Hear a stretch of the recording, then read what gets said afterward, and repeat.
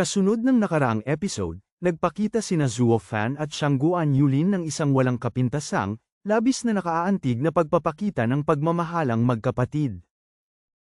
Ang pagpapakita ng tunay na pagmamahal ay napakakumbinsi na maging si Shangguan Feixiong ay paulit-ulit na tumango ng may labis na paghanga. Karaka-raka pagkatapos noon, personal na pinangunahan ni Shangguan Feixiong si Shangguan Yulin upang makipagkita sa tatlong kagalang-galang, naghahandang ipagkatiwala sa kanya ang isang napakahalagang misyon. Gayunpaman, sa sandaling masilayan nila ang kasalukuyang itsura ni Shangguan Yulin. Ang lahat ng tatlong kagalang-galang ay agad na natigilan, nakanganga ang mga bibig sa labis na pagkagulat. Matagal na tinitigan ng mariin ng tatlong matatandang lalaki siya bago sa wakas ay sabay-sabay na nagbuntong hininga, ang isa ay tumatawa. Hay, tila tunay ngang naging brutal ang labanang ito. Sa pagkakita sa batang ito na binugbog sa gayong kalagayan, natatakot akong maging ang sarili niyang ina ay hindi na siya makikilala, hahaha. Bahagyang kumaibat ang sulok ng bibig ni Shangguan Yulin sa kahihiyan, habang si Shangguan Feixiong na nakatayo sa tabi ay napatawa na lamang ng mapait at umiling. Malakas na tumawa ang matandang lalaki at nagpatuloy. Gayunpaman, ito ay mga mabababaw na sugat lamang, walang anumang seryoso. Matapos magpahinga ng ilang sandali, siya ay gagaling din, hahaha.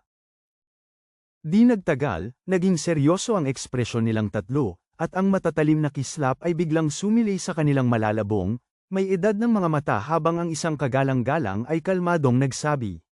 Shangguan Yulin, ikaw ang nangungunang disipulo ng nakababatang henerasyon sa ating angka ng Shangguan, namumukod tangi sa parehong lakas at kultibasyon. Sa pagkakataong ito, ang angkan ay may isang napakahalaga at mapanganib na misyon na ipagkakatiwala sa iyo. Kung makukumpleto, ikaw ang magiging pangunahing nag-ambag sa angkan, ngunit kung ikaw ay mabibigo, natatakot akong maging ang iyong munting buhay ay hindi mailigtas. Handa ka bang tanggapin ang misyong ito? Agad na inayos ni Shangguan Yulin ang kanyang mukha, nagdaop ng kanyang mga kamay, at malakas na sumagot. Si Yulin ay nakatanggap ng pangangalaga mula sa angkan ng Shangguan sa loob ng maraming taon. Kahit na kailangan kong dumaan sa apoy at tubig, ang junior na ito ay hindi kailanman tatanggi. Isang kagalang-galang ang nagpuri ng may kasiyahan. Magaling, mayroon kang paninindigan. Dapat mong malaman na nais ng Flying Cloud Manor na mag-recruit ng mga alchemist. Sa loob lamang ng ilang araw, ang mga pinto ng manor ay magbubukas ng malawak upang tanggapin ang lahat ng mga alchemist para sa pagpili. Umaasa kaming maaari kang magpanggap bilang isang alchemist, makapasok sa manor, at masusing magmanman sa lupain sa loob para sa amin, bilang paghahanda para sa aming ikalawang pag-atake sa Flying Cloud Manor. Kusa namang lumiit ang mga balintataw ni Shangguan Yulin, at nagtanong siya sa pagkagulat. Ano, nais ninyo akong magpanggap bilang isang alchemist, ngunit ang aking mga kasanayan sa alchemy. Agad siyang pinutol ng isang kagalang-galang. Natural na alam namin na napakakaunti sa angka ng Shangguan ang nagtataglay ng mataas na mga kasanayan sa alchemy.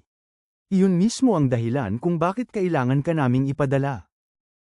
Isa pang kagalang-galang ang nagbuntong hininga, saka dahan-daang nagpaliwanag. Ang alchemy ay ang kombinasyon ng tatlong elemento, pamamaraan, panloob na kapangyarihan, at kultibasyon. Kapag nagsama lamang ang tatlong ito saka maaaring maabot ng isa ang tugatog. Dahil ang pamamaraan sa alchemy ay hindi natin kalakasan, maaari lamang tayong umasa sa kultibasyon at kapangyarihan upang punan ito. Karaniwan, ang mga kultibador sa Radiant Stage ay maaaring maging 7th grade alchemists, ang Ethereal Stage ay 8th grade, at ang Soul Harmony Stage ay 9th grade, habang ang pagpipino ng 10th grade na mga Paeldores ay lubhang napakahirap maging para sa mga dalubhasa sa Genesis Stage. Sa buong kontinente, ang 11th grade alchemists lamang ang tunay na itinuturing na mga tunay na Grandmaster. Sa kapangyarihan naming tatlo, maaari lamang kaming mapagkakatiwalaang magpino ng 9th grade na mga Paeldores, paminsan-minsang nakagagawa ng 10th grade. Kung gayon, halos hindi kami matatawag na mga tunay na alchemist, lalo na ang mga likas na Grandmaster.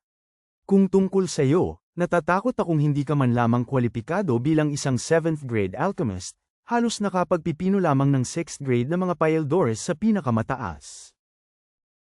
Gayunpaman, ang kawalan ng pamamaraan ay maaaring mapunan ng kultibasyon. Ikaw ay isa ng kultibador sa Soul Harmony Stage. Sa susunod na ilang araw, mabilis naming ituturo sa iyo ang ilang lihim na pamamaraan sa alchemy, umaasang makapagpapanggap ka bilang isang 8th grade alchemist. Kung magagawa mo yon, maaari kang maging kwalipikadong pumasok sa Flying Cloud Manor upang magmanman. Nang marinig ito, naisip ni Shangguan Yulin sa kanyang sarili na ang pagpasok sa Flying Cloud Manor ay isang napakadelikadong misyon. Kung matutuklasan, kamatayan lamang ang magiging tanging kahihinatnan. Sa pag-iisip nito, nagsalita siya ng may pagkadismaya. Ang itaas ako sa isang 8th grade alchemist sa loob lamang ng ilang araw. Paano yun magiging posible? Napakakaunti ng alam ko tungkol sa alchemy. Kaya kung casual na magpino ng mga ordinaryong Paildores, ngunit hindi ko pa kailanman nahawakan ang mga komplikado. Bahagyang umikot ang mga mata ni Shangguan Yulin nang biglang pumasok ang isang ideya sa kanyang isip, at nagmungkahi siya. Tama, bakit hindi natin hayaang pumunta si kapatid na Go? Hindi ba't isa siyang alchemist? Naisip niya sa sarili. Sa gayong mapanganib na gawain, magiging isang malaking pag-aaksaya kung hindi ko itutulak ang batang yon upang akuin ang kapahamakan para sa akin. Gayunpaman, nang marinig siyang sabihin yon, ang lahat ng tatlong kagalang-galang ay walang magawang umiling.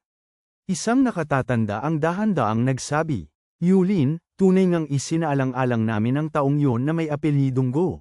Ngunit matapos itong pag-isipan, naramdaman naming pinakamabuti na huwag na lamang. Tulad ng sinabi ko, ang isang alchemist sa Radiant Stage ay karaniwang umaabot sa 7th grade sa pinakamainam, maliban na lamang kung nagtataglay ng talento ng isang Grandmaster, kung hindi ay mahirap lumampas sa 8th grade dahil sa mga limitasyon ng kapangyarihan at kultibasyon. Ang batang yun ay nasa ikalimang antas lamang ng Radiant Stage, malinaw na wala sa antas ng Grandmaster. Ang pag-abot sa 7th grade ay napakagaling na.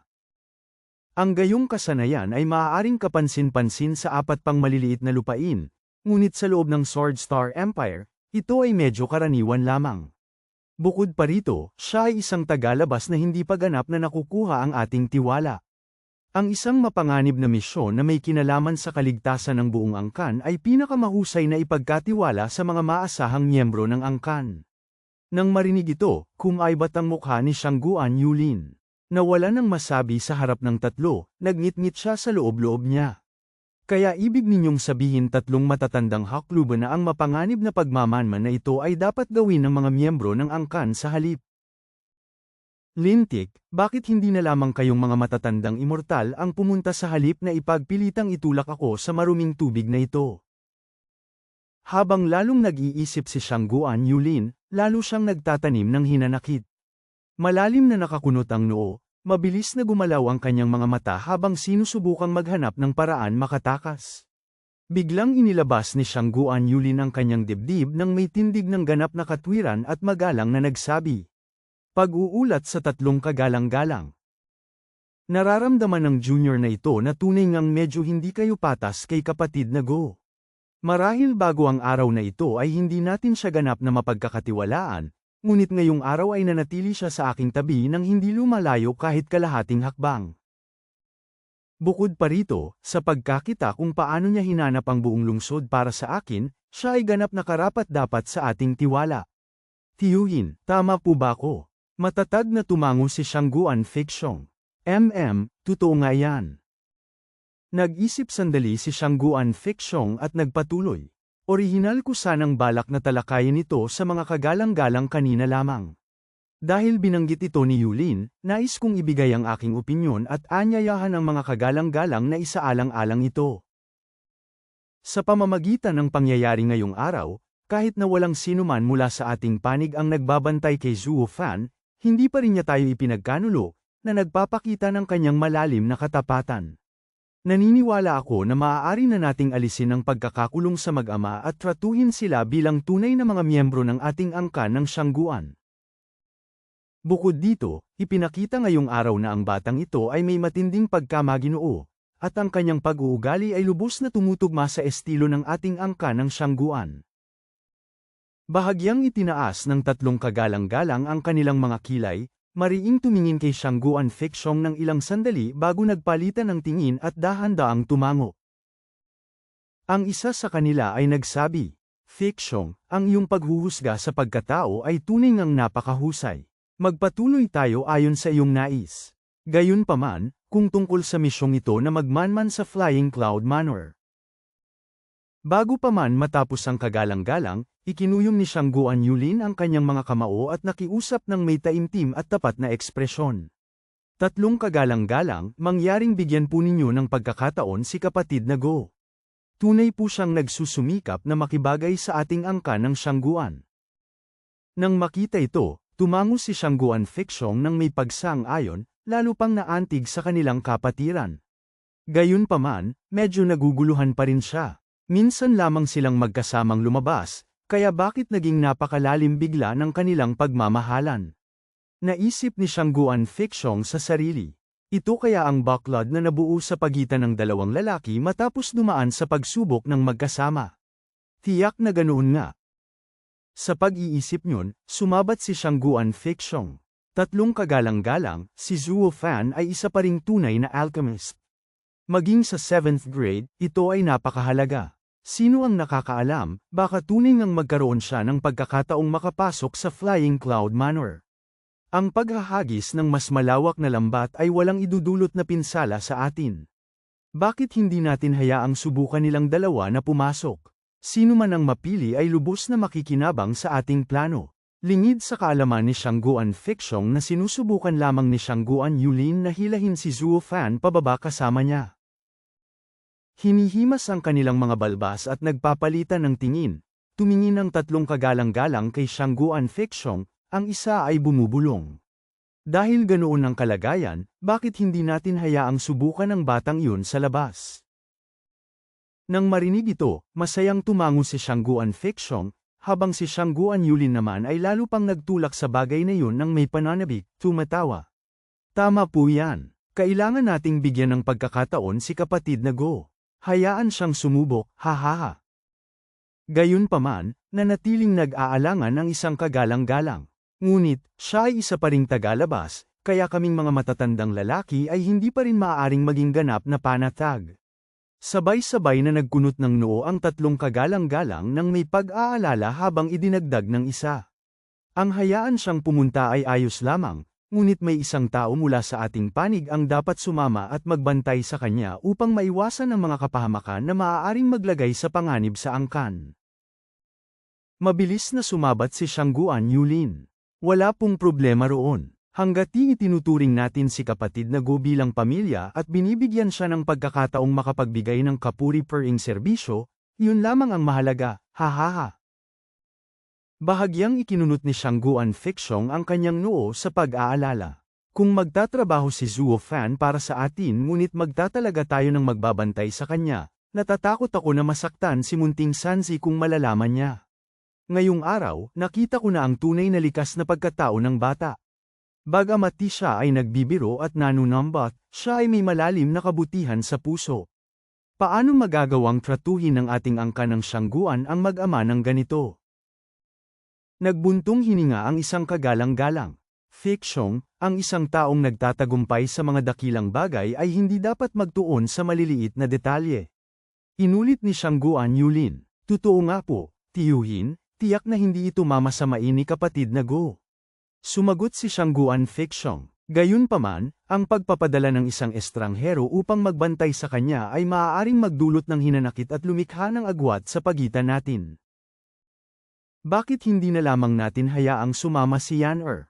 Sa panlabas, tutulungan niya ito, habang sabay ding nagbabantay. Pamilyar na ang dalawa sa isa't-isa, kaya tiyak na hindi niya ito mamasamain.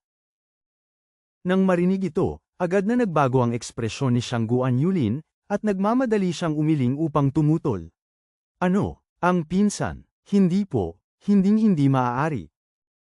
Tumango ang isang kagalang-galang. Mabuti, gawin natin sa gayong paraan. Si Yan-er ay tapat. Ang pagsama niya ang pinakaangkop. Sumang-ayon ng isa pa. Feixiong, tunay ngang maalalahanin ka. Gawin natin ang iyong sinabi. Tumango rin ang ikatlong kagalang-galang. kaming tatlong matatandang hakluban ay sam-asang-ayon. Tulad noon, bago pa man makapagsalita si Shangguan Yulin ng karagdagang pagtutol, nagkakaisang sumang-ayon ang tatlong nakatatanda. Sa isang iglap, ang kanyang mahinang protesta ay ganap na binaliwala ng apat, at sa gitna ng kanilang masayang tawanan, ang plano ay opisyal ng napagpasyahan. Si Zhuo Fan ang magiging ikalawang kandidato upang pasukin ang Flying Cloud Manor, habang si Shangguan Qingyan naman ang sasama sa kanya upang tumulong at magbantay sa kanya. Nang maayos ang lahat sa isang kisap mata, nakatayo si Shangguan Yulin nang nanlalaki ang mga mata, ganap na napatulala sa loob. Ano ba talaga ang kasasabi lamang niyang ginawa? Hindi ba personal niyang itinulak ang kanyang pinsang babae diretso sa tabi ng turret adong yun? Kung alam lamang niya na magiging ganito ang kalalabasan, hindi na sana niya ito ipinilit. Tunay ngang naging masyadong mapanlinlang para sa kanyang sariling kapakanan, naghukay ng sariling libingan at kusa pang tumalon dito. Sampal. Sa hindi mapigilan ang sarili, biglang binigyan ni Shangguan Yulin ng sarili ng isang malakas na sampal sa mukha. Ang apat pa ay agad na natigilan, bumaling sa kanya sa labis na pagkalito upang magtanong. Ano bang problema mo? Nagmamadaling tinakpan ni Shangguan Yulin ang kanyang bibig, alang-inang nagpaliwanag. Wala po, ako, sumasakit po ang ngipin ko. Maaga kinaumagahan, ipinatawag ni Shangguan Feixiong sina Zhuo Fan at Shangguan Qingyan sa pangunahing bulwagan, sabik na inihayag ang mainit na balita. Nang marinig ito, nagulat si Zhuo Fan at bulalas. Ano? Hayaan akong lumahok sa pagpili ng alchemist ng Flying Cloud Manor upang pasukin sila. Bagamat di natigilan, pinag-isipan itong mabuti ni Zhuo Fan at tumango. Sa totoo lang, nang marinig ang balita, nais na niyang imbestigahan ang loob ng personal. Kung tutuusin, kung hihintayin niya ang mga dalubhasa ng angkan ng Shangguan at ng Flying Cloud Manor na maglaban hanggang kamatayan, ang paghahanap ng pagkakataong makapuslit papasok ay magiging mahirap. Ang paghihintay ay maaaring maging matagal, na may hindi inaasahang mga panganib. Ngayon, ang pagkakaroon ng pagkakataong magmanman sa lupain ng maaga nang hindi nagdudulot ng hinala o nahaharap sa mga paghihigpit mula sa angkan ng Shangguan ay tunay ngang napakaganda. Sa pag-iisip nito, masayang nagsabi si Zhuo Fan. Ang kakayahang mag-ambag ng merito para sa angkan ng Shangguan ay magsisilbing isang magandang pambungad na regalo para sa aming mag-ama sa pagsali sa angkan. Hinding-hindi na ito mapapabuti pa. Salamat, tiyuhin, sa pagbibigay sa akin ng gayong napakahalagang pagkakataon.